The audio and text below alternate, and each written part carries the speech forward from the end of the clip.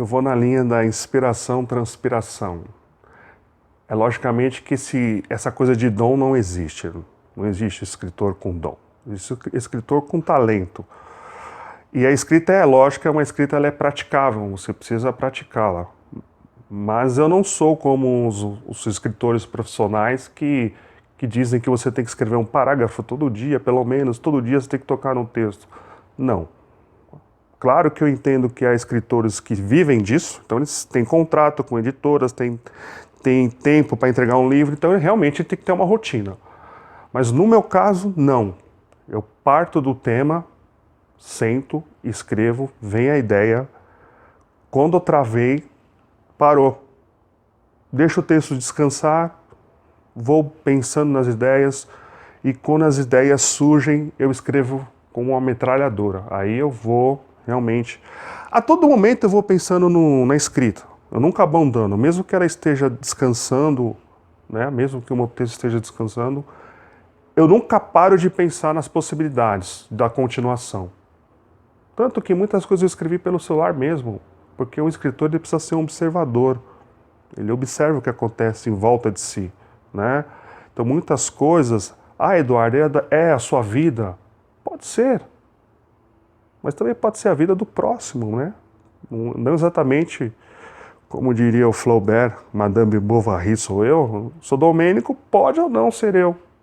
Isso é o leitor que vai deixar a cargo do leitor. Então acho que essa é a questão principal da escrita, ela tem que ser prazerosa. E precisa ser um leitor, né? Não dá para você escrever se você não tem um hábito da leitura. Então eu sou fruto das minhas leituras. A minha escrita é fruto das leituras que eu tive durante esse tempo de vida.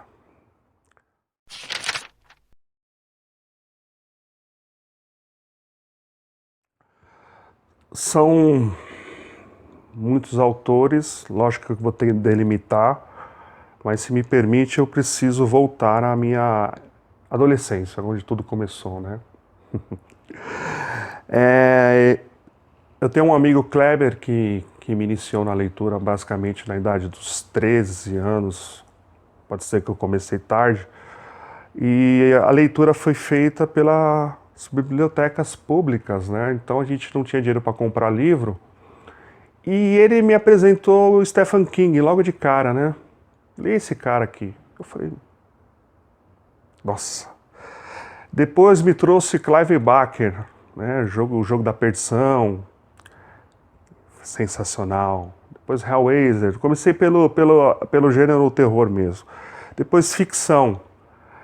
Mas esse meu amigo, ele é sapeca, porque eu não sei como um adolescente, isso eu estou falando, hoje eu tenho 40 anos, um adolescente, 1994 por aí, 93, tinha acesso a Sartre, a Deleuze, ele me chegou com sério nada, a gente não sabia nada, literalmente.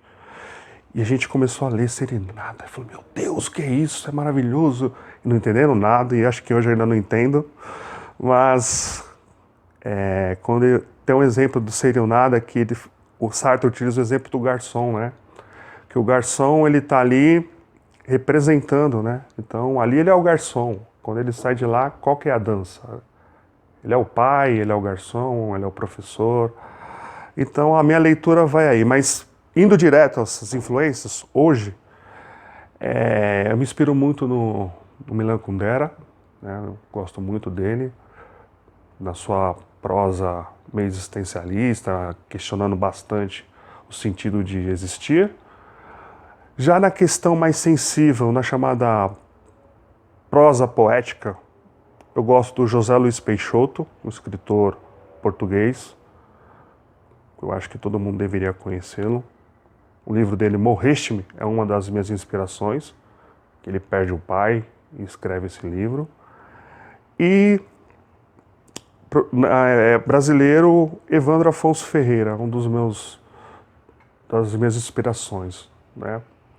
Ele sempre faz essa questão da repetição das perguntas no começo do parágrafo, eu acho muito interessante esse estilo. Não sei se consegui responder.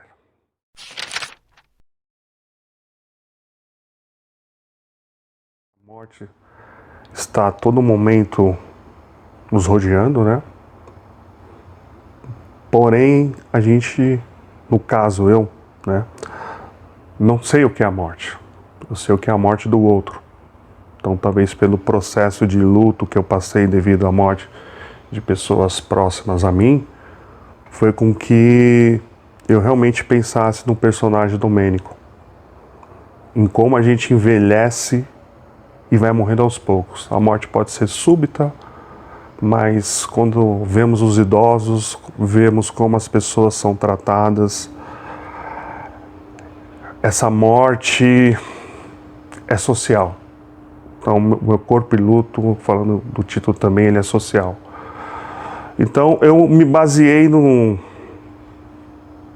livro do Paul Ricoeur, Viva até a Morte, em que ele, com seus 80 anos aproximadamente, ele começa a refletir já sobre a sua própria morte, sobre o seu processo, né?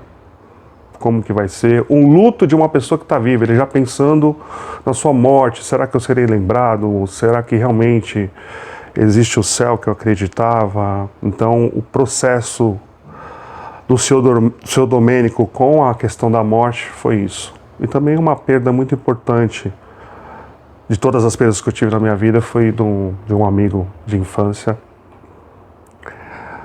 Fábio. Inclusive ele é meu livro é dedicado a ele. É um luto que eu ainda não consegui fazer, né? Ele faleceu em 2015, é um luto que ainda perpetua em mim. Então há um pouco do autor no Domênico nessa questão da morte, do luto.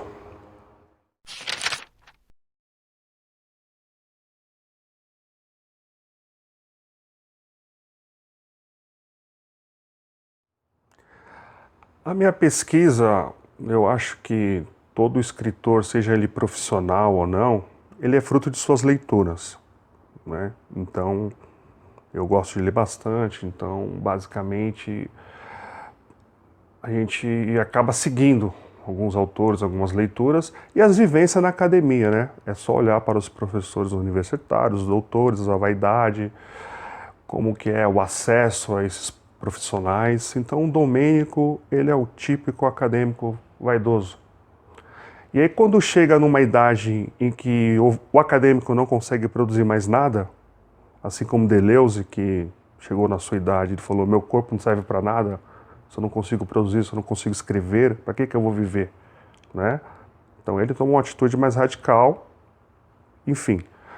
Mas para um vaidoso, para um acadêmico que tem o seu corpo, a sua mente como fonte da sua pulsão, da sua energia, e ele não utiliza mais, e além disso está enlutado literalmente, como seguir? Né? Então acho que modelos de acadêmicos vaidosos é o que não falta.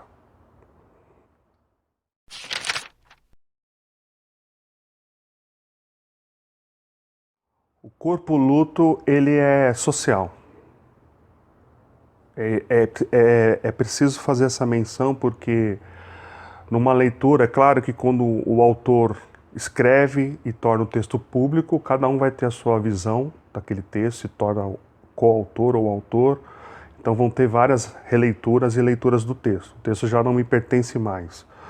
Mas a linha de corpo e luto, ela é social. Ela não está apenas na personagem, o Sr. Domênico, a sua neta, o porquê que ele está doente, o porquê que ele tem processo de luto. Por que que quando eu falo nós, sociedade, por que nós estamos desistindo de viver? Por que nossos jovens, com 14, 15 anos, falam: eu não tenho vontade de viver, não vejo sentido. É um vazio. Ou pegando a metáfora do Bauman, é tudo muito líquido, fluido, então as pessoas terminam um relacionamento por um clique, uma amizade por um clique, ninguém manda mais mensagem de aniversário, ninguém vai mais à casa de ninguém, manda um bolinho, um emoticon, tá tudo muito frio.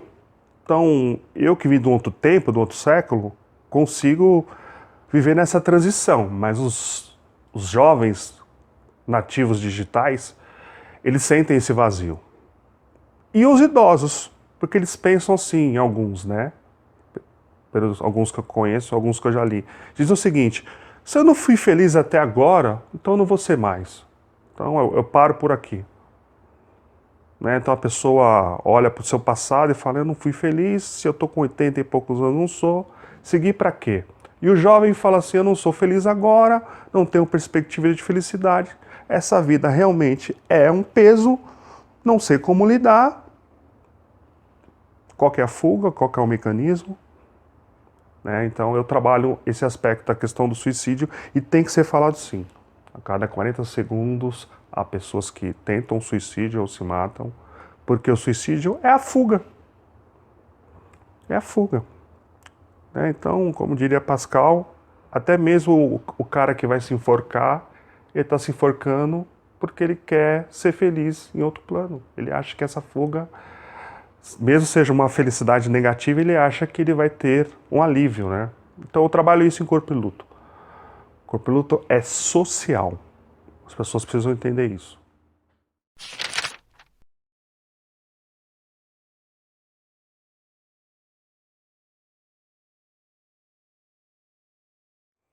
Como a pergunta foi feita, é a literatura que vai tentar responder isso, né? Então aqui não cabe ao autor determinar o que é ateísmo ou religiosidade, acho que já há muita gente falando sobre isso.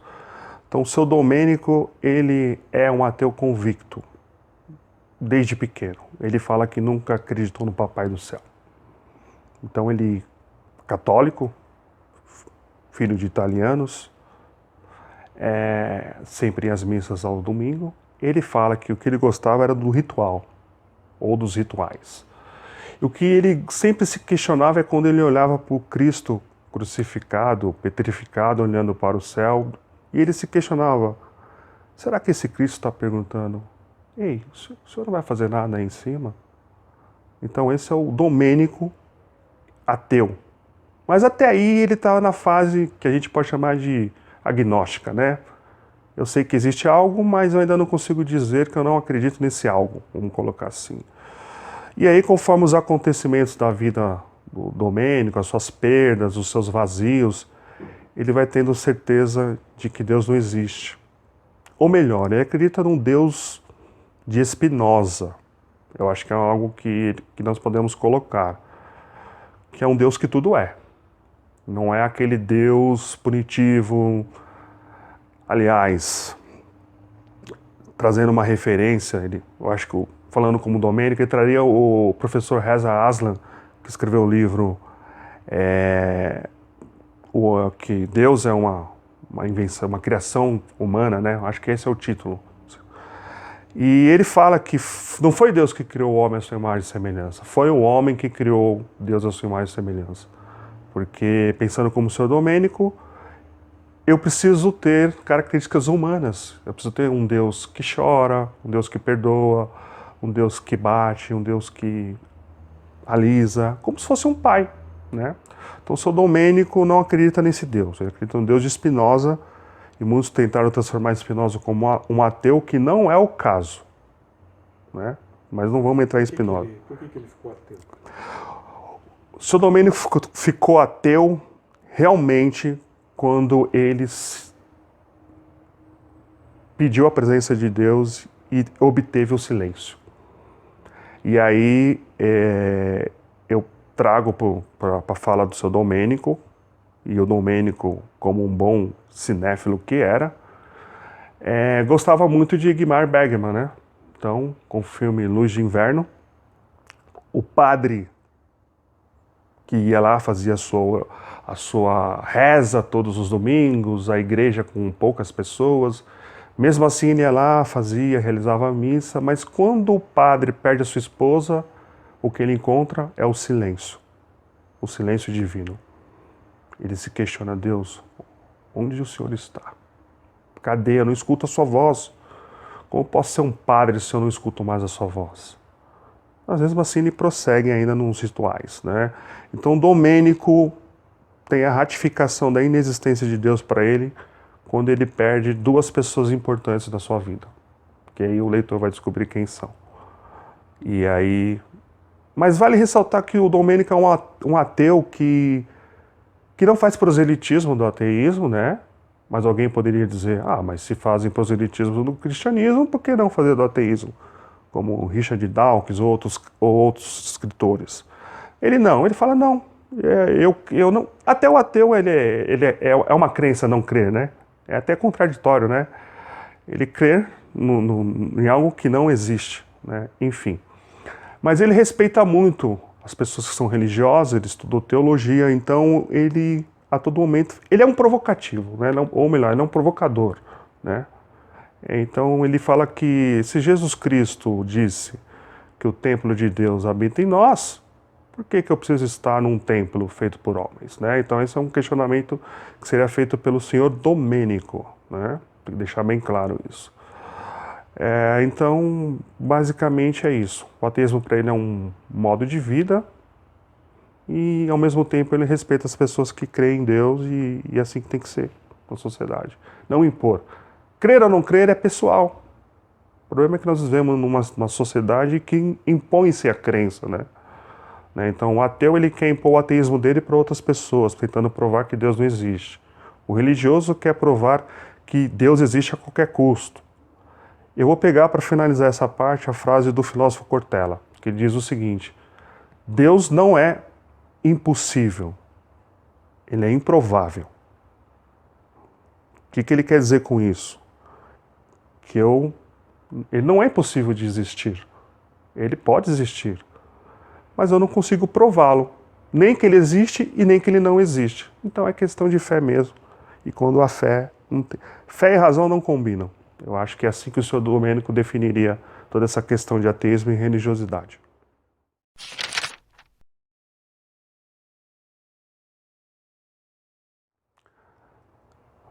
O escritor que disser que na sua escrita não há nada biográfico, ele é um farsante.